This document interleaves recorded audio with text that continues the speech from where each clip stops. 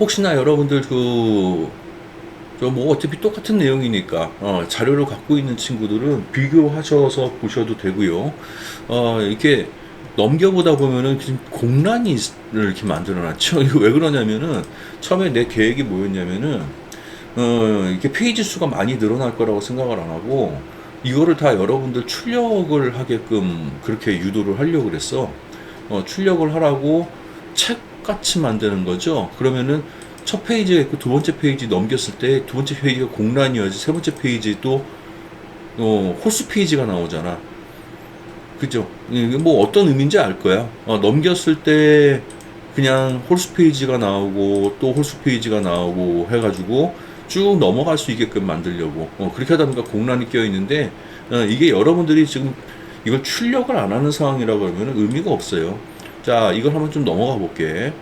목차를 이렇게 보면은 내가 요 부분을 좀 얘기를 하려고 그래요.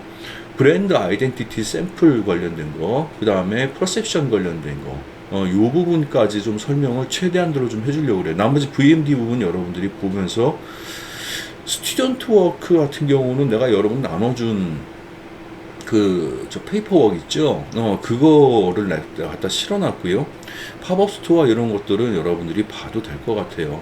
요 부분에 대한 설명이 좀 필요하지 않을까, 공통사항으로. 그래서 오늘 이 시간에 최대한으로 좀 설명을 좀 해보려고 얘기합니다. 브랜드 아이덴티티 요 이그젬플이라고 되어 있는 요 파트부터 좀 얘기를 꺼내볼게요. 브랜드라고 얘기를 하면은요, 브랜드라는 거는 쉽게 이렇게 생각을 하면 됩니다. 내가 브랜드를 브랜딩화 시켰어. 이거를 브랜딩화 시킨다는 거는 내가 주장하고 싶은 나만의 아이덴티티를 여기 심어넣는다는 거야. 근데 그거를 그럼 why야? 왜 심어넣느냐에 대해서 여러분들 좀 생각을 좀 해봐야 돼. 왜 심어넣겠습니까? 브랜드 아이덴티티를 왜 심어넣겠어요? 결정적인 얘기는 이겁니다. 차별화와 수페리얼, 너보다 뛰어나다, 라는 부분입니다. 브랜드란 무엇이냐? 브랜드의 알자가 붙어가지고요. 동사형으로 브랜딩 얘기를 하는데 처음에 이 말의 어원은 브랜다라고 얘기를 했었습니다. 근데 브랜다라는 게 왜 이 어디서부터 명칭이 생겼냐면은 요 말 있죠? 소래. 말발굽에서부터 이렇게 나온 이름이라고 생각을 하면 돼요. 북유럽 쪽에서 옆집에 있는 사람이 이 가축을 갖다가 훔쳐갔나 봐. 그러다 보니까 이 사람이 어느 날부터 가축이 한두 마리씩 자꾸 없어지다 보니까 근데 가축이라는 게 솔직히 비슷하게 생기고 하다 보면 잘 모를 수도 있잖니. 내 거라고 우게 되면 할 말이 없는 거야. 그러다 보니까 요 밑에 이름표를 갖다가 새긴 거죠. 말발굽 모양을 만들어 가지고 여기 예를 들어 가지고 이거 사형제 거 뭐 이렇게 이게 브랜다의 어원이라고 얘기를 합니다. 근데 이게 오늘날 발전을 하면서 어떻게 되냐면 이건 내 거다 라는 것과 동시에 판매 형식을 띠게 되면서 우리 회사가 이만큼 잘났다. 너희와는 다르고 이만큼 다르고 우월하다라는 의미를 지니고 있는 게 바로 브랜드다. 라고 그렇게 생각을 하시면 되겠습니다. 자, 이게 브랜드입니다. 근데 이 브랜드를 갖다가 마스터 브랜드부터 이렇게 나눌 수가 있어요. 자식 브랜드들이죠. 차일드 브랜드라고 얘기하지 않습니까? 브랜드라는 게 내가 이런 얘기를 했을 거야. 승현이 같은 경우에, 그치? 아디다스라는 브랜드가 있는데, 아디다스 브랜드가 굉장히 아이덴티티가 강해요. 그러다 보니까 그 아디다스 브랜드를 솔직히 새롭게 리뉴얼을 한다는 게 굉장히 부담스러워. 아니면은 어떤 방향으로 리뉴얼을 해도 기존의 어떤 브랜드의 아이덴티티를 이겨내기 힘들겠다는 생각이 들 수도 있어요. 그러다 보니까 기존에 우리 나이키를 하는 저 친구도 있고 아디다스 하는 친구도 있는데 너무 브랜드 아이덴티티가 강한 그런 브랜드들 같은 경우에는 서브 브랜드나 이렇게 차일드 브랜드 쪽으로 뭔가 하나를 더 만들어내는 거. 내가 누차 얘기를 합니다만은 아주 좋은 사례가 그 노스페이스 화이트 레벨 있잖아. 뭐 이런 것들. 그리고 코닥 필름이죠. 필름 회사인데 불구하고 의류 브랜드를 만들었어요. 이런 것들도 하나 차일드 브랜드의 좋은 사례라고 볼 수가 있거든요. 그런 것들을 한번 고려를 해보면 어떻겠냐. 내가 제안을 한 적이 있습니다. 자, 넘어가 볼게요. 이 브랜드 아키텍처라고 되어 있습니다. 여기 보면 브랜디드 하우스라고 되어 있고 엔도스 브랜드, 그 다음에 하우스 오브 브랜드라고 이렇게 되어 있는데 쉽게 생각을 해가지고 이 형태를 보면서 좀 얘기를 할게요. 이 브랜드는 브랜드 시킨 이 원류 자체가 차일드 브랜드로 다 이어져 내려오는 거예요. 대표적인 게 조금 뒤에 보여줄 코카콜라 같은 브랜드입니다. 코카콜라는 어떤 거를 갖다가 저 상품을 내놓든지 간에 코카콜라라는 그 원류라는 명칭을 그대로 달고 있죠. 이런 것들은 브랜디드 하우스라고 얘기를 합니다. 쉬운 얘기죠. 그냥 기업 브랜드라고 생각을 하시면 될 것 같아요. 이거나 아니면 애플 같은 경우도 해당 이쪽 축에 포함을 시켜줘도 크게 문제가 없을 것 같습니다. 자, 브랜디드 하우스라는 건 기업 브랜드 자체가 그대로 이어져 내려오는 것을 얘기하는 거고요. 자, 엔도스드 브랜드라고 이렇게 되어 있는데 잠깐 뒷페이지 좀 넘어가서 얘기할까? 엔도스드 브랜드라고 되어 있는데 이런 버진이라는 브랜드가 버진이라는 명칭을 갖고 있대 분명히 다른 무언가에 지금 버진 라디오, 버진 미디어라고 되어 있거든요. 플러스 알파나 기타 다른 방향으로 뻗어나갈 수 있는 그런 형식을 갖고 있는 거. 이거를 엔도서라고 얘기합니다. 조금 비슷하지만 달라요. 다른 차일드들이 생겨나는 거죠. 그죠?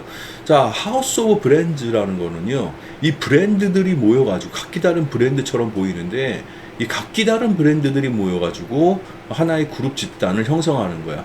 엄마와 새끼들이 달라. 이런 내용으로 여러분 생각을 하시면 됩니다. P&G 같은 경우는 프록터 앤 갬블이라고 해서 굉장히 큰 거대 기업인데 뭘로부터 스타트를 끊었냐라고 얘기를 하자면요. 프록터 앤 갬블은 아이보리 비누 있죠. 아이보리 비누에서 스타트를 끊었습니다. 아이보리 비누가 왜 유명해졌을까요? 여러분들 어떻게 생각하십니까? 아이보리 비누 아시죠? 하얗게 생긴 아이보리 비누. 이게 왜 유명해졌을까?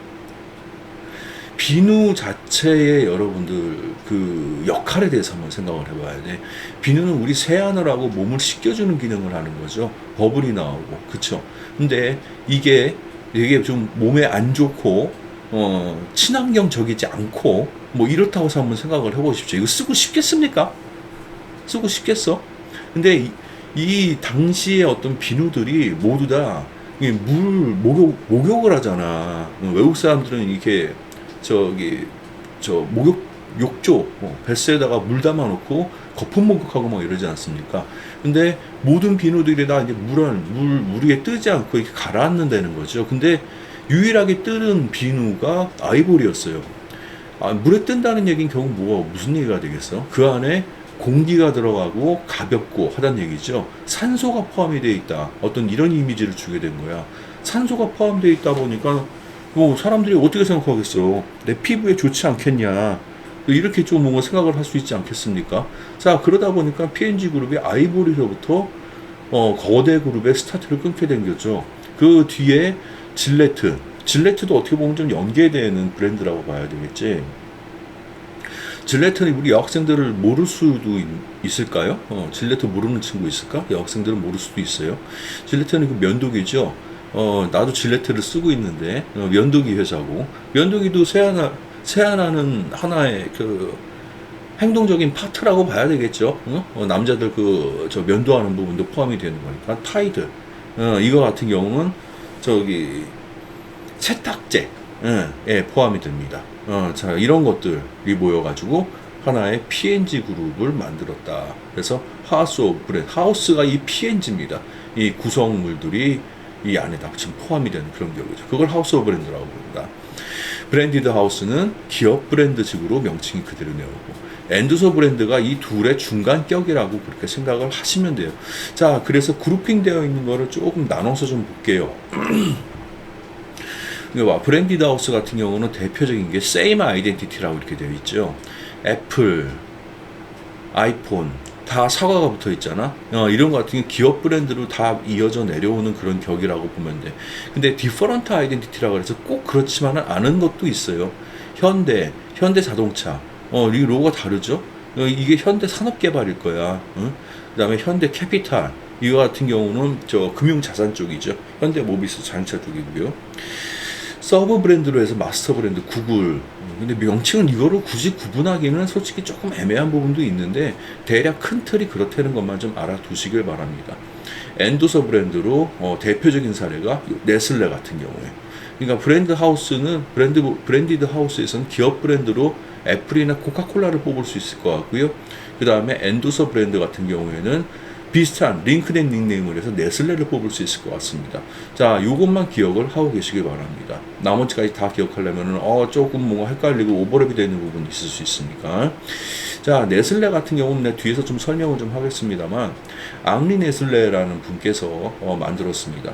왜 이 네슬레라는 브랜드가 뭘로 스타트를 끊었냐면은요. 분유 있죠, 분유. 왜 분유부터 스타트를 끊게 되는가를 설명하려면은 그 세계대전 얘기가 나와야 돼요. 전쟁사가 나와야 됩니다. 내가 일단 시간 여하에 따라서 짤막하게 전쟁사를 좀 얘기를 한번 해줄까? 또는 좀 생각 중입니다. 오늘 어떻게 보면 우리한테 좀 프리 시간이니까 그 전쟁이 벌어지고 하다 보면 가장 불쌍한 게 아이들이야. 그쵸? 그 아이들한테 얼마나 그 후세들한테 많은 피해를 주고 또 저 영향을 미치게 되는 겁니다. 자, 그러다 보니까 아이들을 이제 지원할 수 있는 사업을 펼친 거죠. 되게 좋은 분이신 겁니다. 우유를 갖다가 그대로 뭐 젖소나 이런 데서 짜가지고 우유를 갖다가 저 아프리카나 뭐 이런 데들 아니면 전쟁 기아를 겪고 있는 애들 각 나라에다가 이렇게 우유를 보내다 보면 이게 상하잖아. 그러다 보니까 우유를 갖다가 이거를 바짝 말려가지고 가루로 만들었다고 그러죠. 그게 네슬레 분유의 스타트라고 여러분 생각을 하시면 됩니다. 그 가루, 식용 가루가 어떻게 보면은 원료가 된 거예요.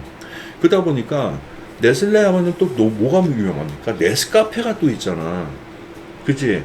네스카페라 해가지고 이 가루 형식의 커피예요. 그치? 커피라는 것은 크게 몇 가지 종류로 나누는데 커피 얘기도 조금 뒤에 할게요. 자, 그 네스카페 같은 경우는 가루 형식의 로부스타를 기반으로 한 가루 형식의 카페를 나타내는 거고요. 네스프레소 이거는 원두 커피죠. 원두 커피. 그다음에 네스티가 또 있죠. 네스티 여러분들 잘 알고 계시잖아요. 차잖아, 차. 맛있는 차. 다 네스가 다 붙어 있어요. 그러다 보니까 링크네임이라고 지금 돼 있는 거죠. 네슬레를 기반으로 해가지고 차일드 브랜드라고 얘기를 할 수가 있습니다. 자, 하우스 오브 브랜디드 좀 전에 얘기를 했었고요. 도브, 뭐 지금 여러분 베넨제리가 뭔지 모를 것 같은데 아이스크림 회사예요. 우리나라의 유명한 아이스크림 프랜차이즈하면 뭐가 있습니까? 대표적인 게 베스킨라빈스 같은 데들이 있죠. BR 코리아에서 운영을 하는 거. 근데 우리나라 브랜드라고 얘기를 하기는 좀 어렵죠. 그러니까 수입 원사가 따로 있고, 이제 어디서 관리를 하는 건가? BR 코리아가 SPC 거죠. 그쵸? 베스킨라빈스 포함해가지고 뭐 파리바게뜨, 그 다음에 그 커피숍, 바스쿠치 같은 데들이 다 한 계열사로 지금 포함이 되어 있습니다. SPC 그룹에서 하는 거고, 그 다음에 CJ 그룹에서 관리를 하는 게 대표적인 게 그 빵집, 파리바게뜨와 소위 맞대응하는 거기 이름이 갑자기 생각이 안 나냐? 뚜레쥬르죠.